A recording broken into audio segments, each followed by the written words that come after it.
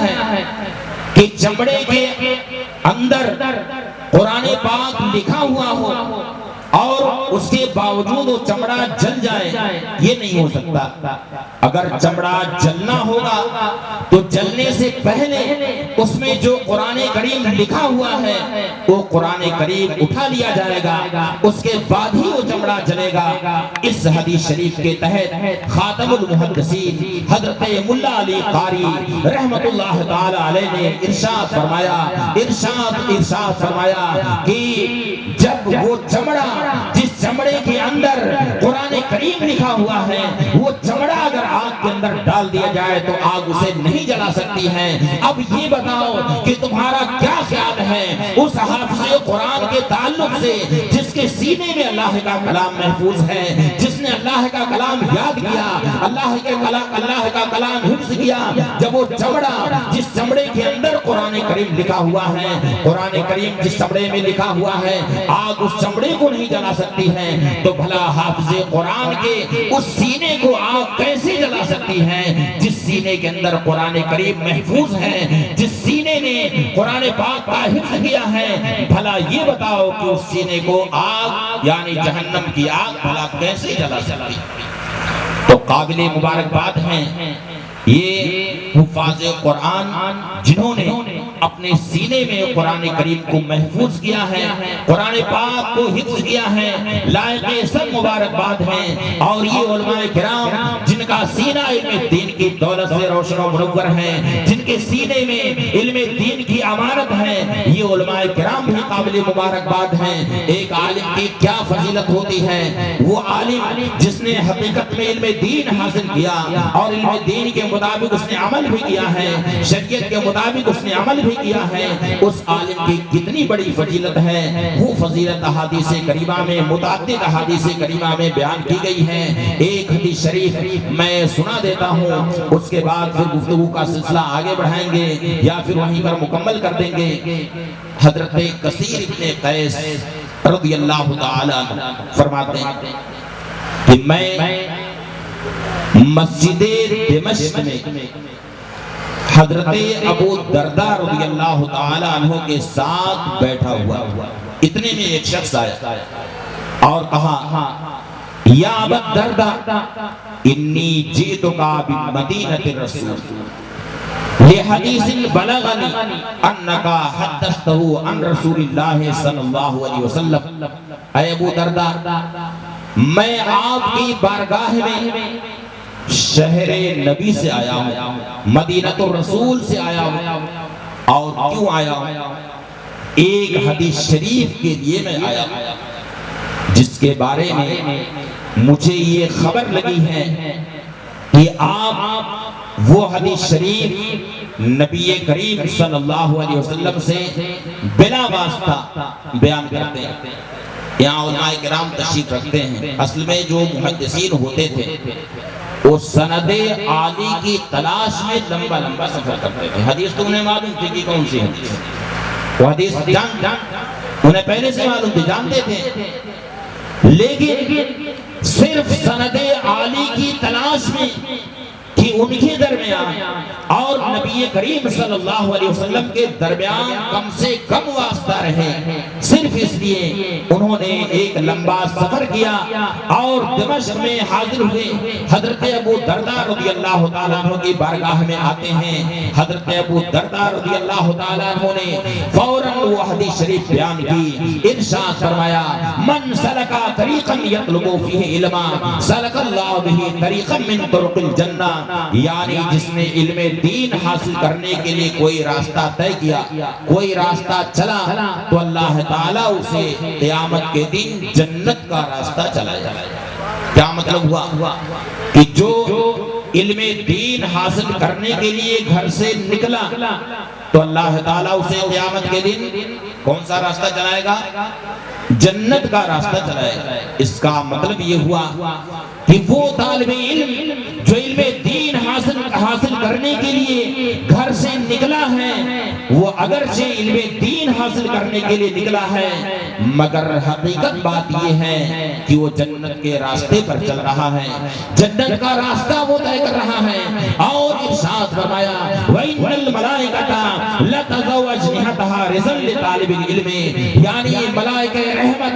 طالب علم کی رضا کے لیے، طالب علم کی خوشنودی کے لیے اپنے پر فرش زمین پر بچھا دیا کرتے ہیں۔ اس کا اندازہ آپ یوں لگائیں کہ جب کسی کی شادی ہوتی ہے یا آپ کہیں برات جاتے ہیں تو جہاں براتیوں کے لیے انتظام رہتا ہے تو کیا دولہے کو ایسے ہی مٹی پر چلایا جاتا ہے، گھاس پر چلایا جاتا ہے؟ اس کے لیے کچھ بچھایا جاتا ہے کہ نہیں؟ کیا بچھاتے ہیں بتائیے، کیا بچھاتے ہیں؟ فرش بچھاتے ہیں کہ نہیں بچھاتے ہیں؟ بچھاتے ہیں نا، کہ دولہا آیا ہوا ہے، آج دولہے کے اعزاز میں اس کو فرش زمین پر نہیں چلایا جائے گا بلکہ اس زمین کے اوپر ایک دوسرا فرش بچھایا جائے گا، قالین بچھایا جائے گا یا کوئی اور اچھا خوبصورت فرش بچھایا جائے گا، اس کے اوپر دولہا چلا کرتا ہے، اس کے اعزاز میں فرش بچھایا جاتا ہے اور اسے ہم بہت بڑی عزت تصور کرتے ہیں۔ اور یہاں دنیا کا کوئی فرش نہیں بلکہ ملائکہ رحمت طالب علم کی رضا کے لیے، طالب علم کی خوشنودی کے لیے اپنے پر بچھا دیا کرتے ہیں، اس کی رضا کے لیے اپنے پر فرش زمین پر بچھا دیتے ہیں۔ تو یہ طلبہ جنہوں نے علم دین حاصل کرنے کے لیے اتنا لمبا سفر کیا، گھر سے نکلے، والدین کی جدائی کو برداشت کیا، سفر کی مشقتیں اٹھائی ہیں، علم دین کی راہ میں یہ صعوبتیں اٹھائی ہیں، یہ طلبہ لائق صد مبارکباد ہیں۔ اور ایک عالم کی کیا فضیلت ہوتی ہے، یہ حدیث شریف تو بہت لمبی ہے، اس کو بیان کریں گے بھی بڑا وقت لگے گا۔ ایک مختصر سی حدیث شریف میں عرض کر کے اپنے گفتگو مکمل کرتا ہوں۔ حضرت ابو ادریس خولانی رضی اللہ تعالی عنہ فرماتے ہیں، موطا امام مالک شریف کی حدیث فرماتے ہیں کہ میں دمشق گیا، دمشق کی جامع مسجد میں میں جب گیا تو میں نے کیا دیکھا وہاں پر کہ مسجد میں ایک بڑے ہی نورانی شکل و صورت والے بزرگ بیٹھے ہوئے اور ان کے چہرے پر ایسی نورانیت ہے، اس کے لیے جو لفظ استعمال کیا ہے، ان کے دانت کیسے روشن اور چمکدار تھے، جو لفظ استعمال کیا فرمایا براق الثنایا، برق سے یہ براق بنا ہے، برق کا معنی چمکنا، بجلی کی طرح سے چمکنا، یعنی ان کے دانت بجلی کی طرح سے روشن اور چمکدار تھا۔ جب وہ بولتے تو ایسا لگتا کہ ان کے لبوں سے پھول جھڑ رہے ہیں اور ایسا روب طاری تھا کہ ان کے سامنے کوئی بولنے کی جرات نہیں کرتا تھا۔ جب وہ بولتے تو لوگ بڑے ہی ادب کے ساتھ ان کی باتیں سنتے تھے، اور میں یہ بھی دیکھتا تھا کہ اگر لوگوں میں کوئی اختلاف پیدا ہو جاتا اور لوگ ان کی طرف رجوع کرتے تو جب وہ کچھ ارشاد فرماتے تو سب لوگ سر تسلیم کو خم کر لیا کرتے تھے، ان کی باتیں تسلیم کر لیتے تھے۔ میں نے پوچھا من ھذا، یہ کون بزرگ ہیں؟ لوگوں نے بتایا ھذا معاذ بن جبل الانصاری صاحب رسول اللہ صلی اللہ علیہ وسلم، یہ صحابی رسول حضرت معاذ بن جبل انصاری رضی اللہ تعالی عنہ ہیں۔ فرماتے ہیں کہ جب میں نے یہ سنا کہ یہ صحابی رسول حضرت معاذ بن جبل انصاری رضی اللہ تعالی عنہ ہیں تو میں نے سوچا کہ اب میں کل سب سے پہلے یہاں آؤں گا اور سب سے پہلے میں ان سے ملاقات کروں گا، ان سے فیض حاصل کروں گا۔ فرماتے ہیں کہ دوسرے دن کے انتظار میں میں رہا، جب دوسرا دن ہوا تو میں مسجد کا رخ کیا، مسجد پہنچا تو کیا دیکھا کہ وہ نماز ادا کر رہے ہیں۔ میں انتظار میں رہا کہ نماز سے فارغ ہوں تو میں سلام عرض کروں، چل کر کے انتظار میں کھڑا رہا۔ جیسے ہی انہوں نے سلام پھیرا میں ان کے سامنے سے آیا اور میں نے انہیں سلام کیا، السلام علیکم ورحمۃ اللہ وبرکاتہ۔ انہوں نے سلام کا جواب دیا۔ جب سلام ہو گیا تو میں نے ان سے ایک بات کہی کہ انی احبک، یعنی میں آپ سے محبت کرتا ہوں۔ کیا کہا؟ انی احبک، میں آپ سے محبت کرتا ہوں، آپ کو چاہتا ہوں۔ اگر یہاں مجمع میں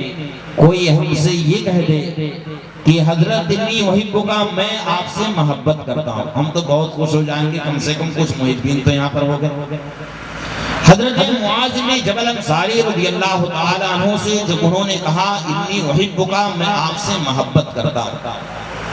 تو حضرت معاذ بن جبل انصاری رضی اللہ تعالیٰ عنہ نے پوچھا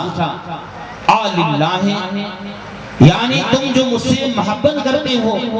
یہ بتاؤ کہ تمہاری محبت اللہ کی رضا کے لیے ہے یا کوئی اور تمہارا مقصد؟ حضرت ابو ادریس خولانی نے کہا میں اللہ کی رضا کے لیے آپ سے محبت کرتا ہوں۔ پھر حضرت معاذ بن جبل انصاری نے وہی سوال کیا آللہ، کیا اللہ کے لیے، اللہ کی رضا کے لیے تم مجھ سے محبت کرتے ہو؟ میں نے پھر وہی جواب دیا للہ، اللہ کی رضا کے لیے آپ سے محبت کرتا ہوں۔ فرماتے ہیں کہ جب دو بار ہو گیا فَجَذَبَنِي بِرِدَائِي، یعنی حضرت معاذ بن جبل انصاری نے جب یہ سن لیا کہ میں ان سے اللہ کی رضا کے لیے محبت کرتا ہوں، باقی اس کے علاوہ میرا کوئی اور مقصد نہیں ہے، تو فوراً میری چادر پکڑ کر کے انہوں نے مجھے اپنی طرف کھینچا اور ارشاد فرمایا ابشر ابشر، اے ابو ادریس خولانی تمہیں بشارت ہو، تمہیں مبارک ہو، اس لیے کہ میں نے نبی کریم صلی اللہ علیہ وسلم سے سنا، ارشاد فرمایا کہ اللہ تعالیٰ نے ارشاد فرمایا وجبت محبتی للمتحابین فیا والمتجالسین فیا والمتزاورین فیا والمتبازرین فیا، یعنی اللہ تعالیٰ نے ارشاد فرمایا کہ میری محبت میرے ان بندوں کے لیے ثابت ہو گئی جو بندے صرف میری رضا کے لیے، صرف میری رضا کے لیے آپس میں ایک دوسرے سے محبت کرتے ہیں۔ میری محبت میرے ان بندوں کے لیے ثابت ہو گئی جو صرف میری رضا کے لیے، میری خوشنودی کے لیے کسی کے پاس بیٹھا کرتے ہیں۔ میری محبت میرے ان بندوں کے لیے ثابت ہو گئی جو صرف میری رضا کے لیے وہ اللہ کی راہ میں اپنا مال خرچ کرتے ہیں۔ میری محبت میرے ان بندوں کے لیے ثابت ہو گئی جو میری رضا کے لیے کسی سے ملاقات کے لیے جاتے ہیں، کسی کی زیارت کے لیے جاتے ہیں۔ تو